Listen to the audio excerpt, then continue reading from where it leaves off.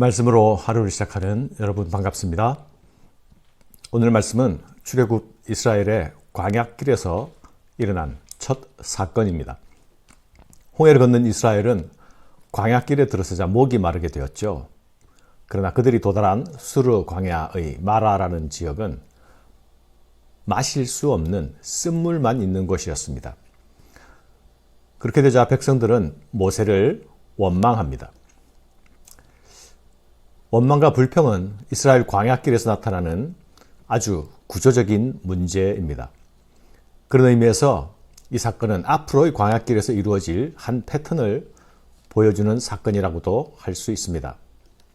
광야란 원래 물과 거리가 먼 장소이죠. 물이 없기에 광야가 된 것입니다. 그래서 광야는 사람이 거주하고 살 수 없는 땅이기도 하죠. 이스라엘에게 광야란 거주할 땅이 아니라 지나가고 통과해야 하는 곳이죠. 이런 광야는 구원 이후에 신자의 삶의 여정과 비유됩니다. 사랑하는 여러분, 신자의 광야길은 감사와 찬송의 길이 될 수도 있고 원망과 불평의 길이 될 수도 있습니다. 광야라는 환경 자체만 보면 광야길이 감사와 찬송의 길이 되기는 힘들죠. 그런 면에서 광야길이 불평과 원망의 길이 되는 것은 어찌 보면 당연하다 볼 수도 있겠습니다. 그러나 성경은 광야길이 불평과 원망의 길이 되는 그것을 원하지 않습니다. 이스라엘의 불평과 원망을 긍정적으로 다루지 않습니다. 이유가 무엇입니까? 광야길을 걸어가는 성도라는 신분이 아주 특별한 신분이기 때문입니다.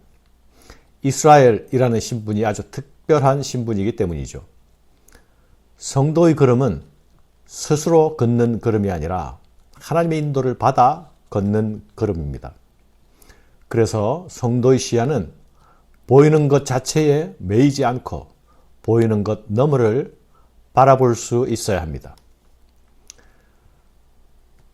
광야길조차도 찬송과 감사의 길이 될 수 있는 것은 광야길을 걸어가는 자가 성도인 까닭이요.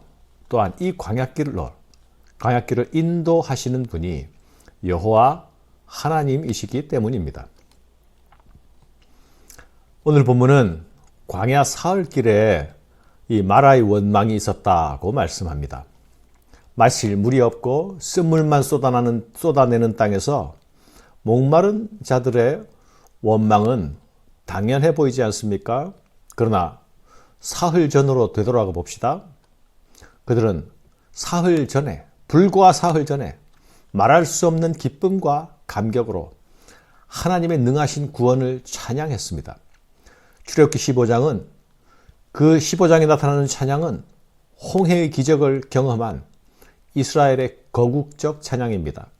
온 몸을 다해서 부르는 구원의 노래였습니다. 그러나 그 감격의 찬양이 불평과 원망으로 변하는 데에는 사흘이면 좋겠다는 사실이 우리를 놀라게 합니다.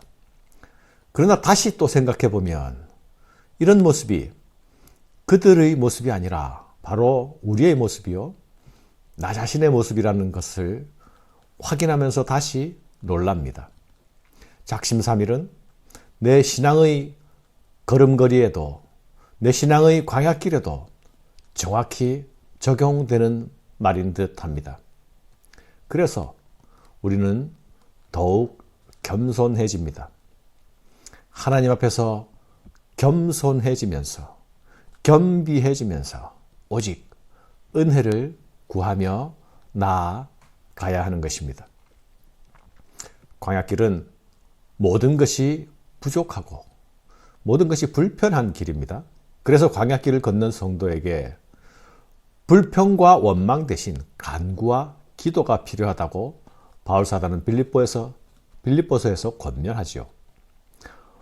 목마름으로 인한 백성들의 원망은 모세에게서 부르짖음으로 승화됩니다.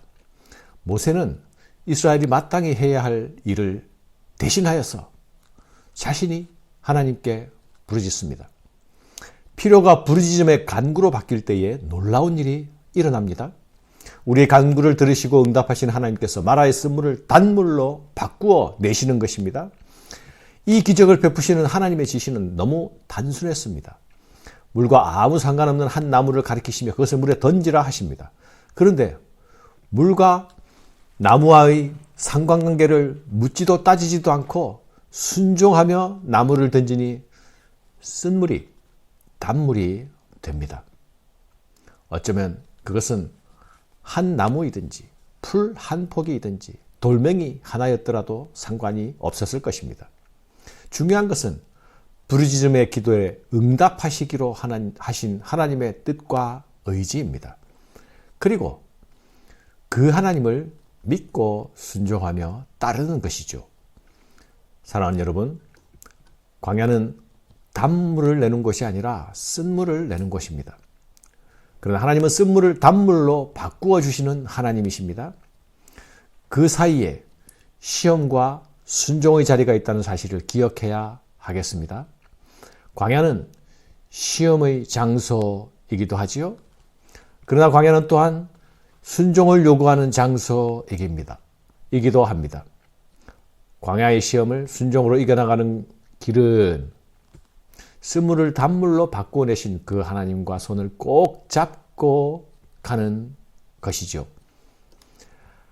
하나님의 시험을 통해서 성도를 연단시키고 온전함으로 성숙시켜 가십니다. 아브라함을 시험하셨던 그 하나님께서 이스라엘도 시험하십니다. 지금까지 이스라엘은 여호와 하나님에 대한 놀라운 경험을 했지요. 애굽에서는 열 재앙을 통해서 바로를 징계하시는 하나님을 보았습니다. 홍해에서는 바다를 갈라 이스라엘은 구원하시고 바로의 군대는 수장시키시는 놀라운 하나님의 구원을 경험했습니다. 이 과정에서 이스라엘 자신이 한 것은 아무것도 없습니다. 그냥 하나님이 하시는 구원을 가만히 바라만 보기만 하면 되었습니다.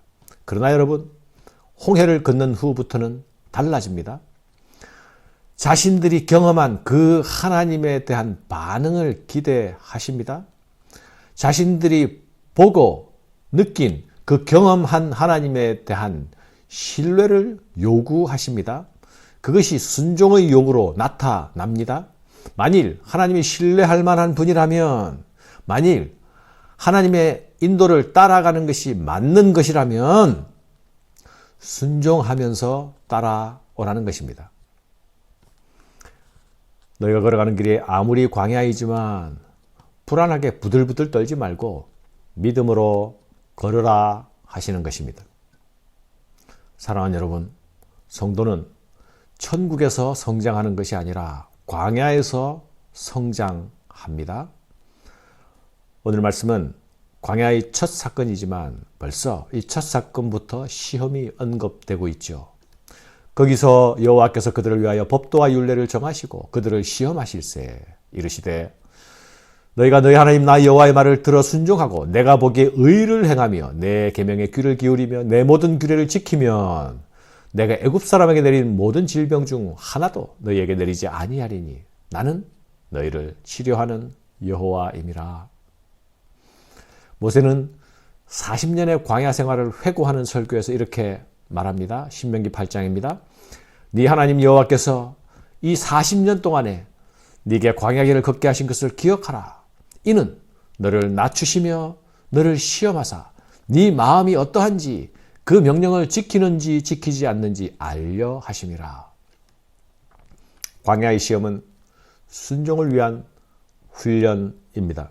성도는 순종을 통해 나와 하나님과의 관계를 강화해 나갑니다. 오늘 내가 걷는 광야길이 고단하다면 하나님은 우리에게 더 깊은, 더 나은 순종을 기대하고 계심을 기억해야겠습니다. 나를 불러내신 하나님을 향한 나의 믿음과 나의 신뢰를 순종으로 나타내야 하는 것입니다. 우리의 순종은 어떻게 나타나야 합니까? 본문은 세 가지로 말합니다. 의를 행하라. 계명에 귀를 기울이라. 내 모든 규례를 지키라. 행하라. 기울이라. 지키라 말씀하십니다. 사랑하는 여러분, 순종하는 백성에게 약속이 있습니다. 그 약속은 바로 하나님 자신입니다. 나는 너희를 치료하는 여호와임이라.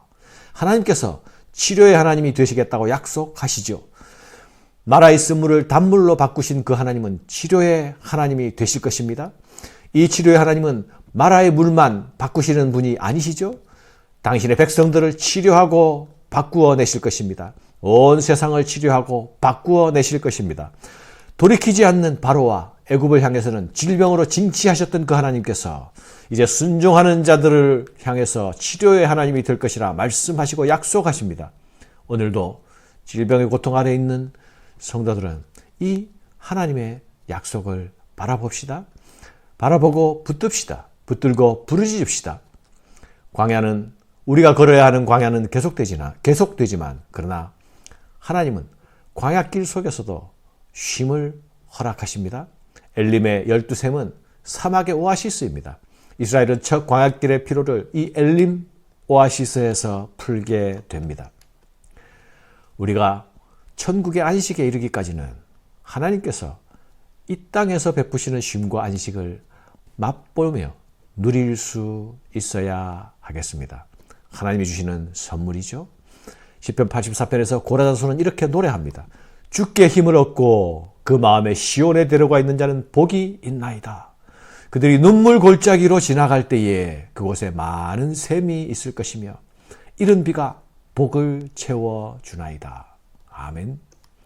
오늘도 마음의 시온의 대로를 품고 오늘의 광야길을 걷는 성도들에게 치료의 하나님, 샘을 내시는 하나님, 쉼을 주시는 하나님, 그 하나님을 경험하며 깊게 소유하는 한 날이 되기를 바랍니다.